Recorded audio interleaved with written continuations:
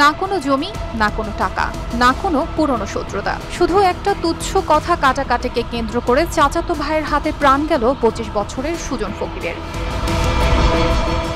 ঘটনাটা ঘটেছে ব্রাহ্মণবাড়িয়ার কসবা উপজেলার জাজিসার গ্রামে। সকালবেলা বাড়ির উঠানে ধান শুকানো নিয়ে সামান্য কথা কাটাকাটি শুরু হয় দুই চাচাতো ভাই সুজন ও শাওনের মধ্যে। কথার ঝাঁঝ গায়ে লেগেছিল হয়তো, কিন্তু কেউ কি ভেবেছিল সেটা এত ভয়ঙ্কর মোড় নেবে? ঘুষির দ্বারা বিচার করবো না, ঘুষির দ্বারা আমরা কোনো বিচার করছে না, আমরা ঘুষির দ্বারা কোনো বিচার করছে না করার পরে এখন আমরা থানার দিকে জিডি করছি, করার পরে পেঁয়াজ দিয়ে আমরা করছি আর ঘুম করছে বাবা টেমলেট ব্যবসা করতো। এখন আমার বাইরে কইছি তার লগে লেবার খাচ্ছে, আমার ভাই গেছে না দেখে আমার ভাইয়ের ঘুম করে লেছে। আমার বাচ্চাটি রেতে পড়ছে, আমার উমাই ডর বলছে ওর মাসিসা। কালার এক্সপার্ট, জর্জ স্যাপ এবং মাইল্ড অন হ্যান্ডস টেকনোলজি সমৃদ্ধ অরিক্স ক্রিস্টাল ওয়াশ আপনার লন্ড্রি এক্সপার্ট। হঠাৎ করে সুজন ছুরি নিয়ে তেড়ে আসে, এক ছটকায় আঘাত করে বসে সুজনকে। রক্তে ভেসে যায় উঠান। বাড়ির লোকজন চিৎকার চেঁচামেচি করতে করতে যখন কুমিল্লার দিকে রওনা দেয় তখন সুজনের নিঃশ্বাস থেমে যেতে শুরু করে। হাসপাতালে পৌঁছানোর আগেই সব শেষ।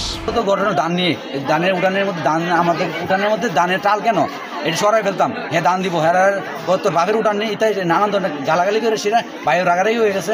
তারপর হে ছুরি নিয়ে আসছে, ছুরি নিয়ে গাই মারছে সুইচ গিয়ার, তা আমরা ধরাধরি করে অ্যাম্বুলেন্সের ভিতরে ঢুকাইছি। সুজনের বাবা জানালেন শাওন আগে থেকেই রাগী ছিল। প্রায় 5 মাস আগেই সুজন তাকে মাদক ব্যবসা থেকে বিরত থাকতে বলেছিল, তাতেই ক্ষিপ্ত হয় শাওন। এমনকি 3 মাস আগেও একবার স্থানীয় কিছু মাদক ব্যবসায়ীর সহযোগিতায় সুজনকে গুম করার চেষ্টাও করে এমন অভিযোগ করেন তিনি। গাঁজা ব্যবসা করে, মদ ব্যবসা করে, এই বড়ি ব্যবসা করে, তো এটার কিছু এই গোষ্ঠীর কিছু লোক শেল্টার দিছে, যাক পয়সা খাওয়াইছে দিছে, আমার কথা শুনে নাই, আমারও মারতে আসছে। শেষ পর্যন্ত আমার ছেলেটার টাকা লইয়া, বিদেশের টাকা লইয়া যাই চলেছে করবা, বড় ছেলেটা খবর দিছে তুই টাকাটা নিয়ে আয়, 2 লক্ষ টাকা এরপরে নেওয়ার পর তার পরের থেকে আইজে করে কুড়ি লইয়া গেছে। এখান থেকে আবার কসবার ছেলে এবং শাহপুরের ছেলে দিয়ে আবার বড় ছেলেটায় বহুত লোক দিয়ে তারা উদ্ধার করে আনছে। আইনের স্বার্থে পরে আমি থানায় জিডি করছি। এই ফারুক দারুগা কুত্তার বাচ্চাতে ও ঘুষ খেয়ে এসিলাতে 1 ঘন্টা পরে বাদ দিছে। এরপরে আরেক দারুগা এসে আরেক দারুগা বাদ দিছে। এরপরে সর্দারটি রে ঘুষ খাওয়া এসিরা, এই সর্দারটি আগে দায়ী, সর্দারটি বিচারটা করে নাই, তার আইনে সে বিচার করে এসিরা কত বিলে মারত, কিন্তু করে নাই, না করে আজকে আমার ছেলেটা খুঁড়ছে সর্দারটি বলে। আমি সবটি সর্দারের বিরুদ্ধে আমি করাম, পুলিশ দুপুরে ঘটনাস্থলে পৌঁছে সুজনের মরদেহ উদ্ধার করে পাঠিয়েছে ব্রাহ্মণবাড়িয়া জেলা সদর হাসপাতাল মর্গে। ধান শুকানোকে কেন্দ্র করে ঝগড়া হয়, ঝগড়ার মধ্যে তাকে এক পর্যায়ে ছুরি দিয়ে স্টেপ করা হয়, হাসপাতালে নেওয়ার পথে সে মারা যায়।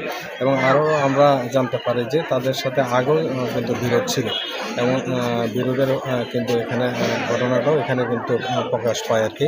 তো আইনগত ব্যবস্থা গ্রহণ অব্যাহত, আমরা অভিযোগ সাপেক্ষে অবশ্যই আইনগত ব্যবস্থা গ্রহণ করা হবে এবং আমরা আসামিকে ইনশাল্লাহ গ্রেপ্তারের জন্য আমরা অলরেডি আমাদের টিম ইনশাল্লাহ নিয়োগ করে দিয়েছি। আশা করি ইনশাল্লাহ আমরা তাকে দিতে করতে পারি। খেলনা ছুঁয়ে বসে আছে সুজনের 2টি সন্তান, যারা জানেই না তাদের বাবাকে আর কখনো দেখা যাবে না। এই যেন এক নিঃশব্দ বজ্রপাত, যেটা এক নিমিষে উল্টে দিয়েছে একটা গোটা পরিবারের ভবিষ্যৎ। নিউজ ডেস্ক, কাল টিভি।